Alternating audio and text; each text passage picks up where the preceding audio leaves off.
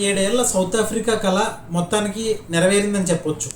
2025 test championship Temba Bavuma కెప్టెన్సీలో South Africa నెగ్గడం South Africa cricket అభిమానులకే కాదు, యావత్ ప్రపంచ క్రికెట్ అభిమానులకి ఇంక్లూడింగ్ ఆస్ట్రేలియన్ క్రికెట్ అభిమానులు కూడా చాలా హ్యాపీగా ఫీల్ అవుతున్నారు. వాళ్ళు కూడా అంత బాధగా ఫీల్ అవ్వరు. ఎందుకంటే పాపం ఎప్పటి నుంచో వెయిట్ చేస్తున్నారు సౌత్ ఆఫ్రికా ప్రతి వరల్డ్ కప్ ఏదో ఒక ఐసీసీ టోర్నమెంట్ కొడదామని. కాకపోతే 1999లో హెన్సీ క్రోనీ కెప్టెన్సీలో మినీ వరల్డ్ కప్ అయితే కొట్టారు, ఐసీసీ ఛాంపియన్షిప్.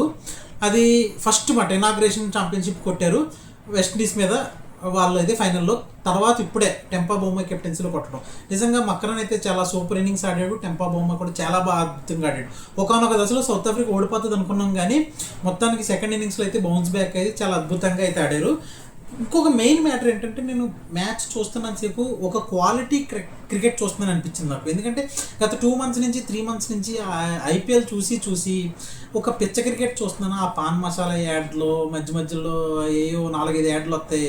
అందులో 2-3 పాన్ మసాలా యాడ్లే ఉంటాయి. అందులో బాలీవుడ్ యాక్టర్లు అందరూ ఉంటారు. బెట్టింగ్ యాప్లు ఇయే కనిపించి, మళ్ళీ ఐపీఎల్ మ్యాచ్లోకి వచ్చినా అదొక అరడాలు పిచ్చగా ఫ్యానిజంలో ఇవన్నీ ఏమీ లేవు మాట. డప్పులు డీజేలు ఏం లేవు.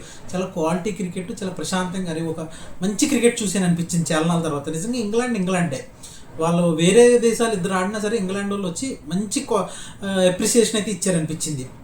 సో అక్కడ నేను చాలా హ్యాపీగా ఫీల్ అయ్యాను. సౌత్ ఆఫ్రికా నగ్గడం, ఒకవేళ పర్సనల్గా ఆస్ట్రేలియా క్రికెట్ ఫ్యాన్ అయినా సరే ఈ విషయంలో సౌత్ ఆఫ్రికా నగ్గడం ఐఆమ్ హ్యాపీ. సెకండ్ విషయం, మంచి క్రికెట్ క్వాలిటీ క్రికెట్ అయితే చూసాను అనిపించింది.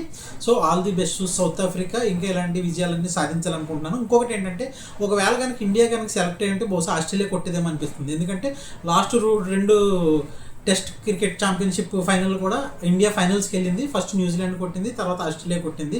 సో ఆ ఫీర్ ఉంటుంది కాబట్టి ఆస్ట్రేలియా ఒకవేళ వచ్చినా, అదే ఇండియా ఒకవేళ ఆస్ట్రేలియాతో ఆడాల్సి వచ్చినా సరే ఆస్ట్రేలియా కొట్టేసేదేమో అనిపించింది.